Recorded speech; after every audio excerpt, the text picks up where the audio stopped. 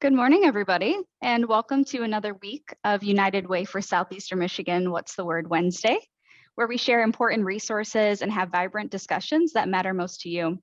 My name is Shayla Zimmerman, and today we are here to celebrate Jewish American Heritage Month. As you've probably heard by now, United Way's third annual 21-day equity challenge started last Friday. We couldn't be more excited and eager to embark on 21 days of new equity-focused content with thousands of our friends here in Metro Detroit and across the globe.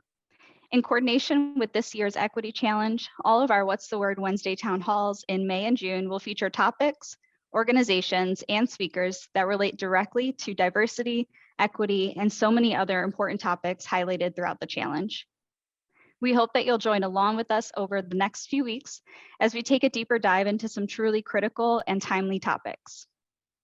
Before we dive in, a few reminders for our audience. We will take questions from the audience, so please put your questions in the chat box on Zoom or in the comment section if you're watching on Facebook. Closed captions are enabled on Zoom and Facebook Live. To turn them on, please click on the Show Captions button at the bottom of your screen.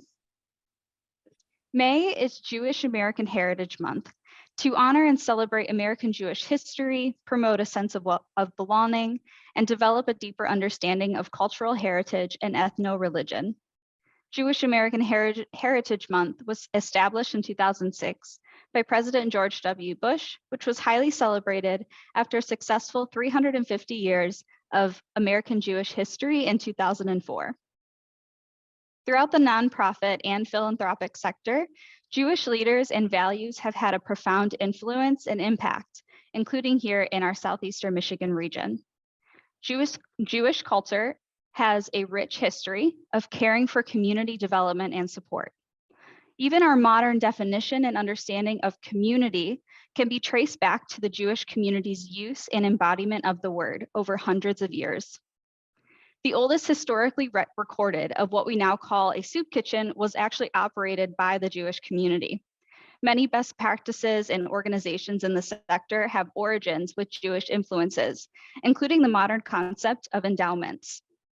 United Way has many amazing Jewish agency partners. We are proud to have these connections and are thrilled by the opportunity to highlight some of these organizations that service our communities while maintaining strong Jewish identities at their core. So I'd like to introduce our panelists for today. Perry Ohren is our first panelist. He is the CEO of Jewish Family Services of Metropolitan Detroit, also known as JFS. Rabbi Levi Shemtov, Executive Director and co-founder of Friendship Circle. And Daniella Mechnikov, Executive Director of Yad Ezra. Everyone, welcome, and thank you so much for being here with us today. Before we go into our discussion, I'd love if each of you could take a few minutes to introduce your organization, the work that you do, and maybe a little bit about how you came to be. So Perry, would you like to kick us off? Sure. Happy Jewish American Heritage Month, Shayla and Rabbi Shemtov and Daniella. Good to be here with you.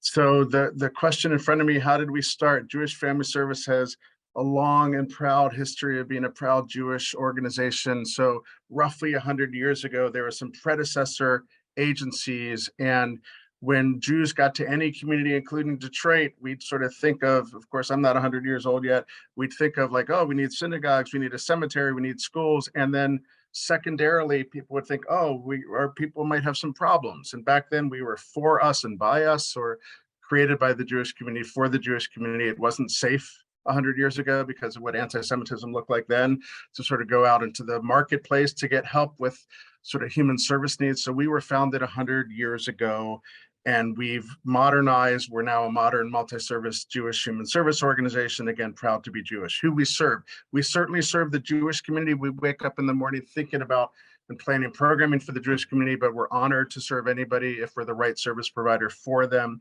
We have three big buckets of service. One, which United Way has been really helpful for us in, is basic needs, helping people make ends meet. The second one is older adult services, helping older adults to age in place. And the third one is mental health counseling. One thing that people might not know about a Jewish Family Service or a certain subpopulation that we serve is 80, 70 years after World War II, Jewish Family Service is honored to do the sacred work of helping Holocaust survivors. So in our community alone, there are probably 600 or so Holocaust survivors. We are honored to serve 400 or 500 of them. And then we are also responsible for serving a couple hundred others in an up to 15 state region, with lots of services, including in-home care and transportation and geriatric care management. But this is the most sacred thing that we do, helping Holocaust survivors age with dignity and respect. So that's my intro. Thanks for having me. To you. Thank you so much, Perry. Thank you so much. That was great information. Rabbi Levi, would you like to share a little bit about Friendship Circle? You're muted, Rabbi.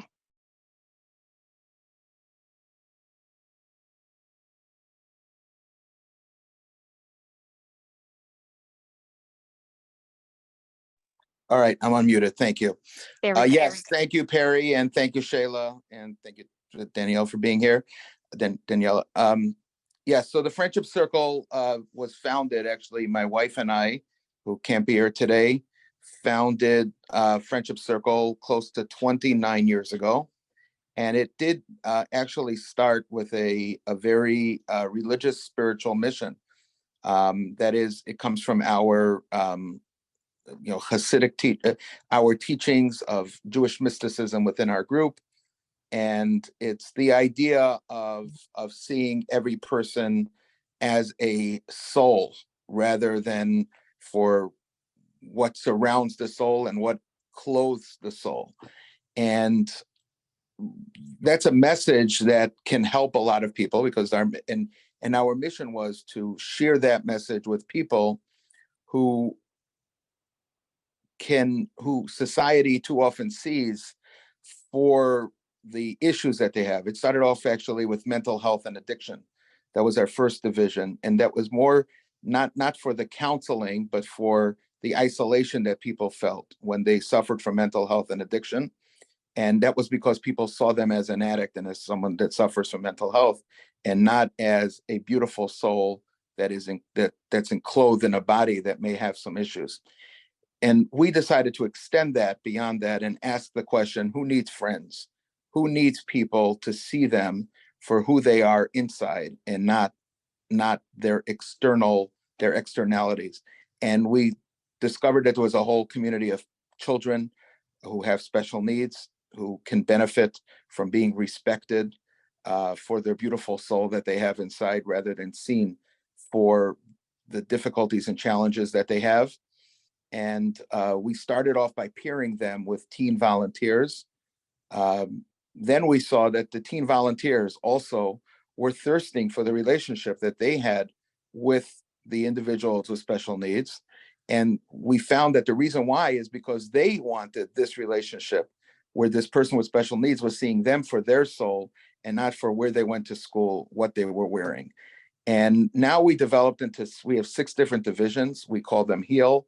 That's our mental health division.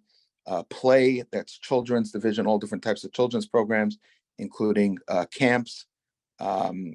Grow, that's volunteering. Learn, we have a village that teaches adults with special needs, children with special needs, how to live how to work and integrate into society. We have a small village. Schools come from all over Southeast Michigan and learn life skills, either going to a bank or a supermarket or a hair salon. We have a bakery and a cafe where people learn to work. We have an art studio where people create art. And we do serve everyone, regardless of faith and background and where they come from. We serve many people from beyond the Jewish community, but it is motivated by our mission to see every person as the soul that's within them, that's created in the image of God. Thank you. Thank you so much, Rabbi Levi. That's really powerful. Thank you. Thank you. Daniella, would you like to share about Yad Ezra?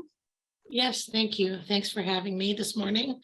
Nice to be here with my colleagues and friends. Um, Yad Ezra was established it started in 1990. Yad Ezra, first of all, means helping hand, and it was established by, no pun intended, a handful of people who recognized that there was a need that was not being met in the Jewish community. Um, Two major issues came to play. One is that there was like historically, there was a presumption that there were not as many people in the Jewish community who needed assistance with very low income needs, like food assistance or major poverty issues. There was a tendency in the community, in the more secular community for sure, in the Jewish community, but overall for people to not focus on the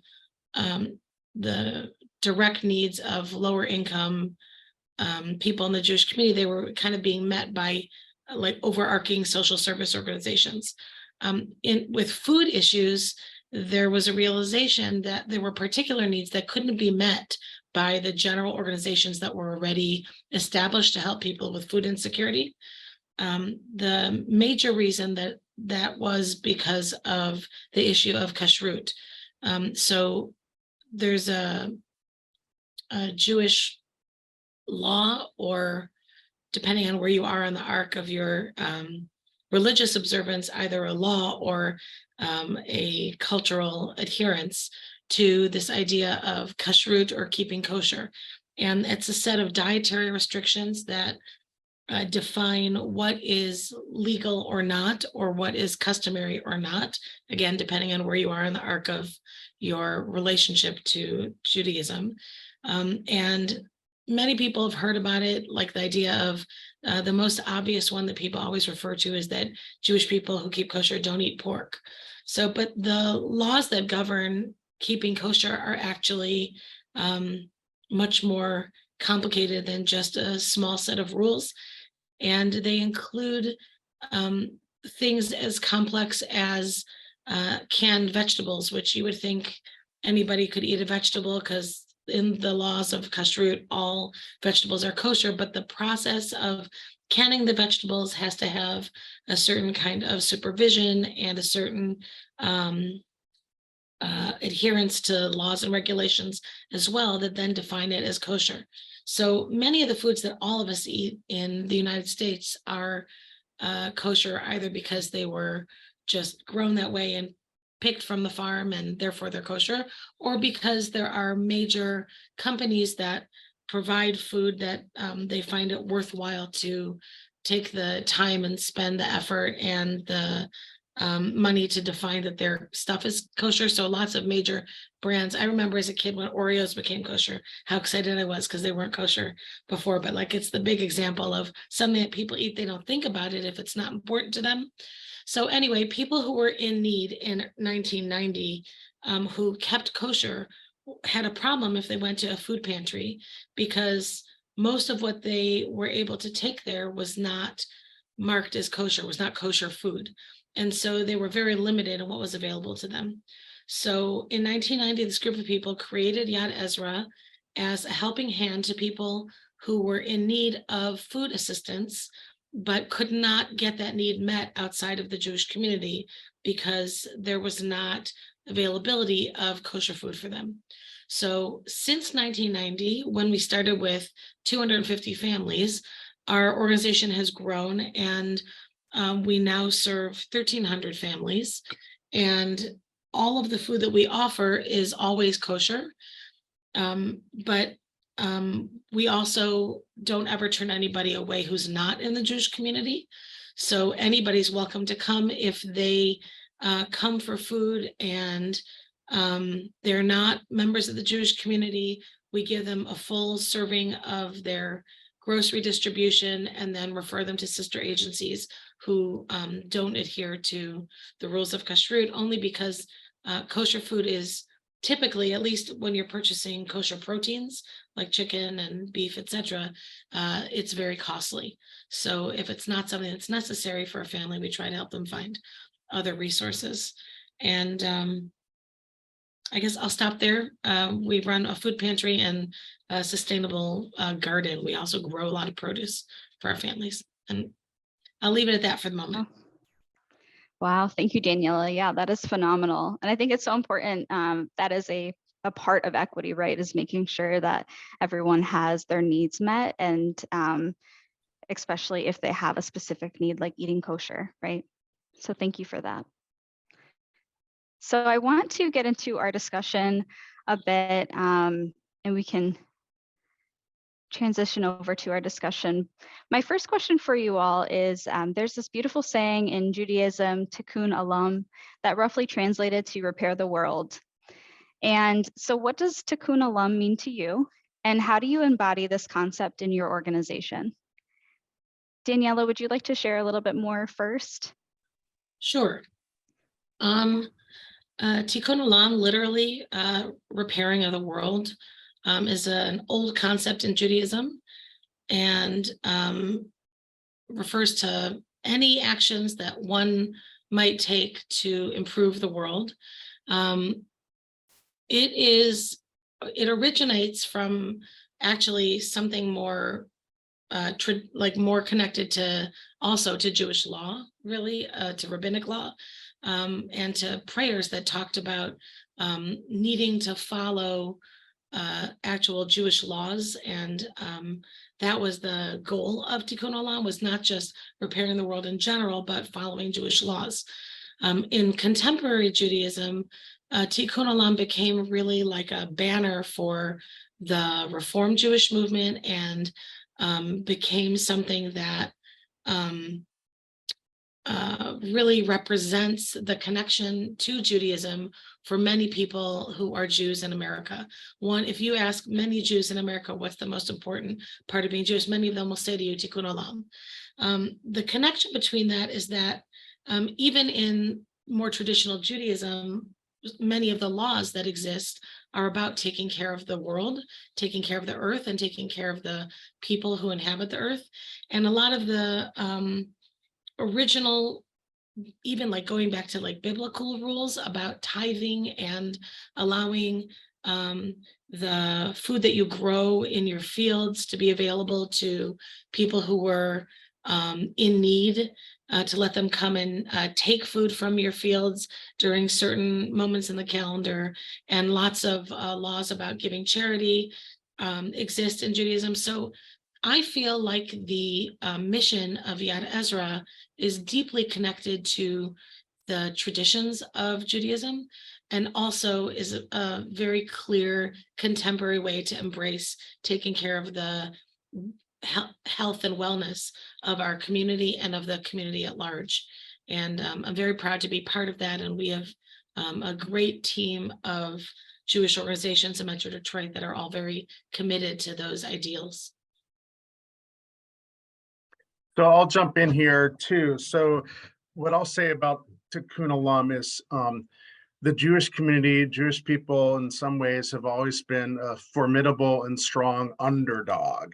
And so part of that underdog status anywhere in the world has been to ally ourselves with other so-called underdogs, other people who are marginalized. And so part of our missions, whether you're a Friendship Circle, Yad Ezra, a Jewish Family Service, or any other organization that starts with a Jewish, a J, or a Hebrew, is to not only, of course, wake up to be here for the Jewish community, but to be here for the rest of the world and to help all marginalized people. We read in a Passover Haggadah at Seder time that, you know, we are all enslaved until all of us are free. And so why would we just be concentrating on the Jewish community? We need to sort of work toward freeing everybody. So part of our DNA as Jews, as Jewish organizations, is to repair the world, because until the world is repaired, none of us will be able to be as free as would be best.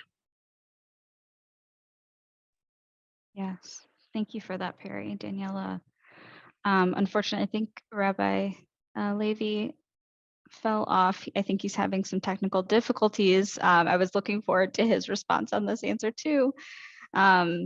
So that actually leads me to my next question, Perry, is which communities in Southeastern Michigan do you all service, and how do you maintain this core identity of being a Jewish service agency? Yeah, sure. Thanks. So we serve Southeast Michigan. So anybody who knocks on our door, calls on our phone, enters a Zoom room with us, wherever they are, really, we don't have a catchment area. So if we're the right service provider, we are the right service provider. Having said that, we mostly serve people in Oakland County, but we're happy to serve anybody. Looks like Rabbi Levi's back. Welcome back. And so we do that in partnership with every other Jewish organization in town and many organizations in the broader community. Good examples of that would be, we partner well with Black Family Development Incorporated. We partner, on our suicide prevention efforts. We partner well with an organization called Access, which I'm certain viewers are familiar with in Dearborn, on our healthcare navigation efforts. We partner with something called the Senior Regional Collaborative, which United Way has been instrumental in seeding and making sure it happens.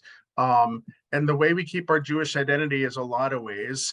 By one, keeping our name Jewish Family Service and reminding ourselves in somewhat of not a real active way that we're Jewish. Like the Torah says this, rabbis say this, and this is why we're clothing the naked. This is why we're feeding the hungry. It's not a heavy-handed thing. We're not in a synagogue. We're not in a school. We're a human service organization, but we are, again, a proud Jewish organization that wants to remind people that we are Jewish while we're also helping to repair the rest of the world. Absolutely. Thank you, Perry. Rabbi Levi, I know that you dropped for a second. I wanted to give you space to answer that first question about Tikkun Olam. I was really looking forward to your answer. And then also, how do you keep the core identity of your service organization Jewish? Okay, thank you very much. Yes, so the word Tikkun Olam comes from a prayer, from a famous prayer called the Aleinu prayer. And the word Tikkun Olam actually says, it comes from, our mission is Litaken Olam, to repair the world, B'malchus, then the name of God that spells Shaddai, which is the protector of Israel. So it's actually to repair the world by bringing godliness into the world. And that's, that we're our focus is on remaining on message, that we consider our niche is bringing people from isolation to community by revealing their shining soul. And we have another one. What we do is our focus is bringing godly solutions to social problems. So a godly solution is, we consider a godly solution when a person, there's that we follow and that taught us, once said, at a group of people who were from a Paralympic team, and they were called, they came from Israel, and they were called in those days it was called like the handicap team, and he said that we see, and you are a proficiency in one area, then we believe special quality somewhere else. And we have to believe that with a faith that's whole. So when we see a person that has a deficiency, that has a problem, that has a challenge, we take with complete faith that somewhere within this person, there's something special. And it's our problem if we don't discover that. So and then, one of our programs, for instance, is a program for a teenage program called You Matter, which is teen mental health, but it focuses from a teen mental health perspective.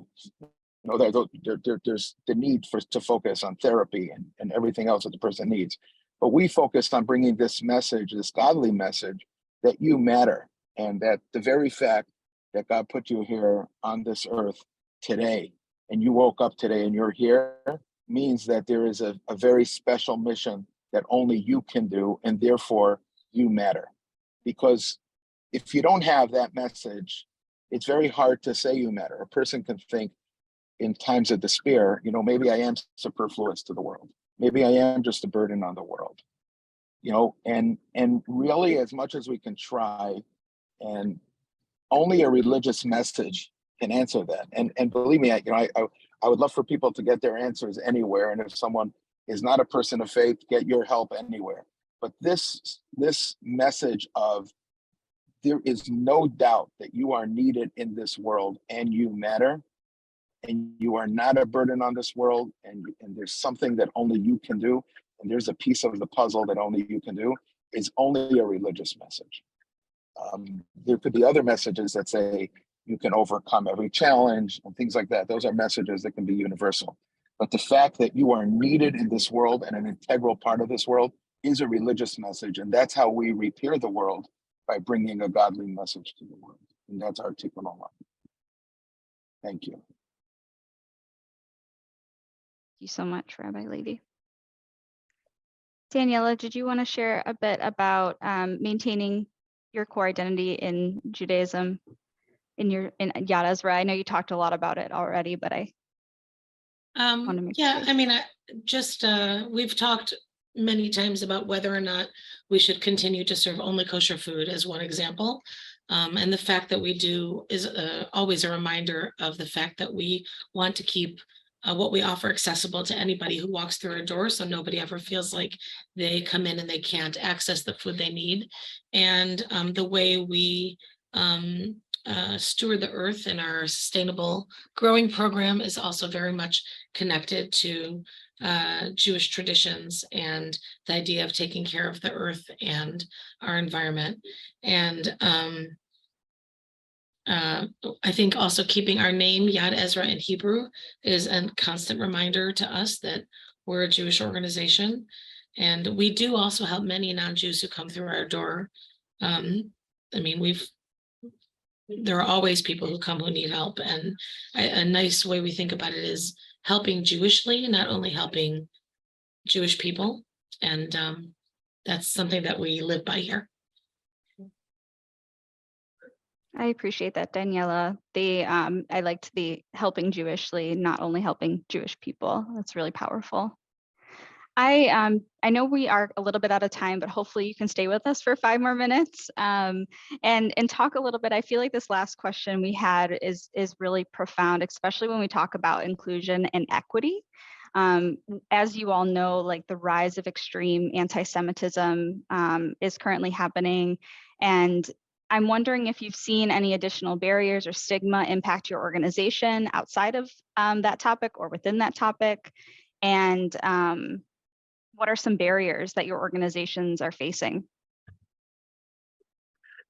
So I'll jump in. These are sad and trying times. Who would have thunk that anti-Semitism would rear its head again in this kind of a way? And working in the Jewish community at a Jewish agency is more challenging now than it was many, many, many years ago. So go figure. Having said that, I have about 150 colleagues at Jewish Family Service. We serve about 12,000 people a year. And so I look at Jewish Family Service, we're an employer and we're a service provider. So I'm going to talk for 30 seconds as an employer. As an employer, and by the way, not everybody who works at Jewish Family Service is Jewish. Probably 60% of the folks who work at JFS are Jewish. And so it's really important for us to sort of put security measures, unfortunately, fortunately, in place in every piece of our organization or organizations to make sure that we are doing what we need to do to try to ensure that bad things aren't going to happen to the folks who work for Jewish Family Service. So sad times, but we're very aware of that in partnership with lots of other entities, including the Jewish Federation of Metropolitan Detroit, which is kind of like a Jewish United Way, if you will. Second, for the people that we serve, we are also, like I said before, in the mental health space. So everybody on the planet is sort of hurting a little more than we were 4 years ago because of the pandemic, and also because of the rise in anti-Semitism. We're acutely aware of when people come to us for any kind of help, whether they're Jewish or not, whether they're coming to a Jewish place, that anti-Semitism is a layer that we need to be paying attention to, not just, of course, as an employer, but for sure for people who are our so-called clients, the people that we serve. And so we are seeing more and more people who have anxiety, depression, fill in the blank diagnostically, who are suffering from the rise of anti-Semitism, even if they're not directly targets of anti-Semitism. We all are targets of hatred in our world, whether it's anti-Semitism or anything. So unfortunately, this is the space we're in, but we're all trying to rise to the occasion and put things in place to be as protective and helpful to help people on a good path. I'll just contribute that the issues around, I would agree, the comfort and safety of our staff. We have 7 full-time employees in comparison to Perry's 150, but nonetheless, you have a Hebrew name with a logo that is a Jewish star on it on the front of your building.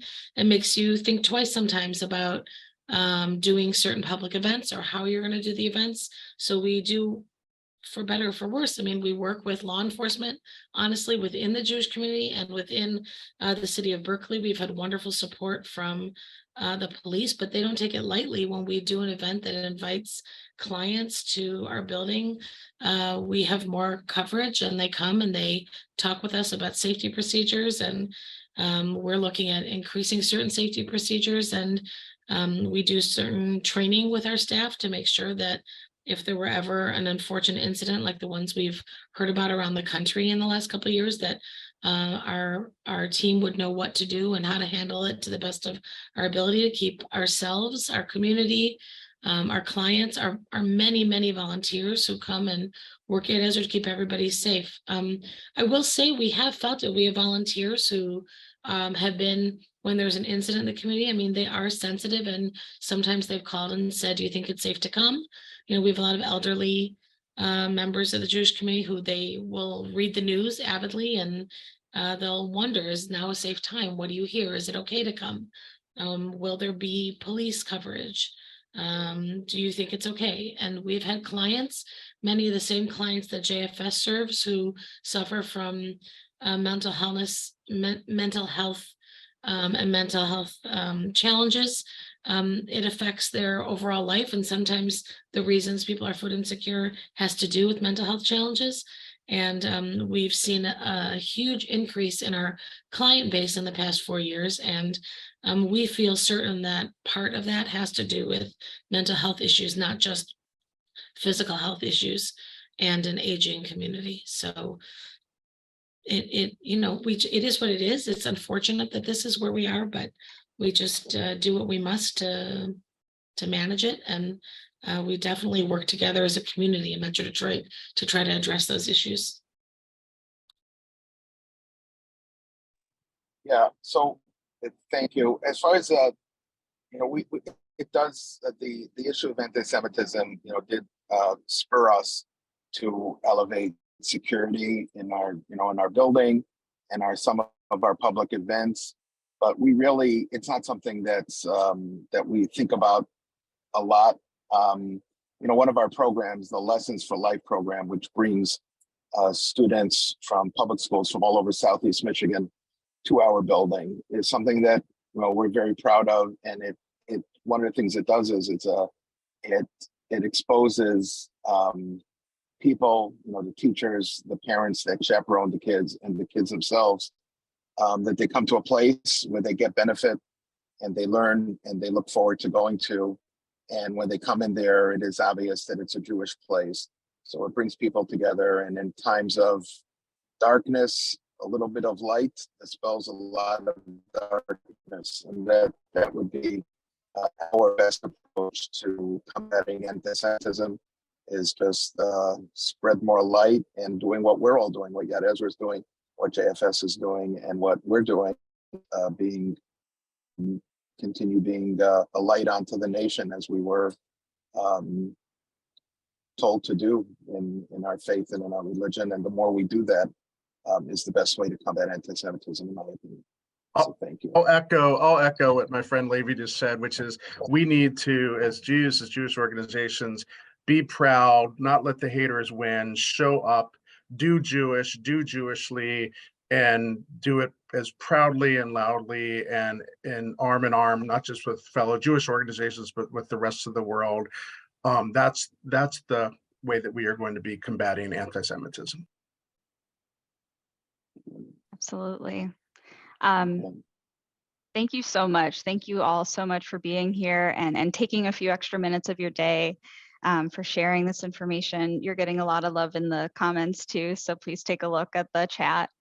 And yeah, thank you for being a partner of United Way and continuing to do that work and continue to light the way, as you said it, Perry and Rabbi Levi, like being the light in the darkness. And coming together. I just want to say I apologize to you in advance that I would be in a car, but to the watchers and listeners, this is not the way I would usually prepare to be on such an important forum. But as I told you, I have a circumcision of a grandson in Traverse City today, and this was the time that I had to be in the car.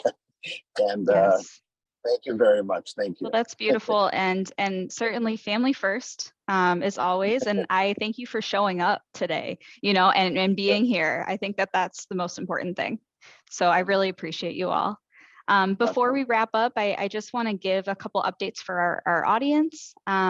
So we do have the United Way's third annual Equity Challenge began last week and will include 21 days of engaging content, as well as opportunities to connect with neighbors as kind of like we did today to talk about equity issues.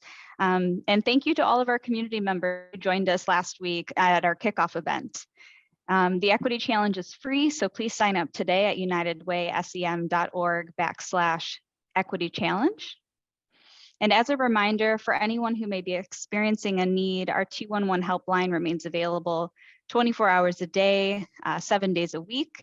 This includes resources like food, utility assistance, and much more. We always maintain a running list of available services in the community and can connect you to the support that you need, including Jewish family services or kosher food. So you can look up resources in your area by using our 211 resource database at unitedwaysem.org/211. And lastly, our Equity Challenge Town Hall series continues next week with a presentation by Lakeshore Legal Aid focused on elder law, estate planning, and legal services. Be sure to tune in next week for this important town hall and stay updated on upcoming topics. Watch replays on previous town halls. You can visit unitedwaysem.org/virtual town halls. Thank you, everyone. We will see you soon. Stay safe and continue to live united. Thanks, Shayla. Thanks all. Thank you so much. Thank you, everybody. Have a good Bye. day.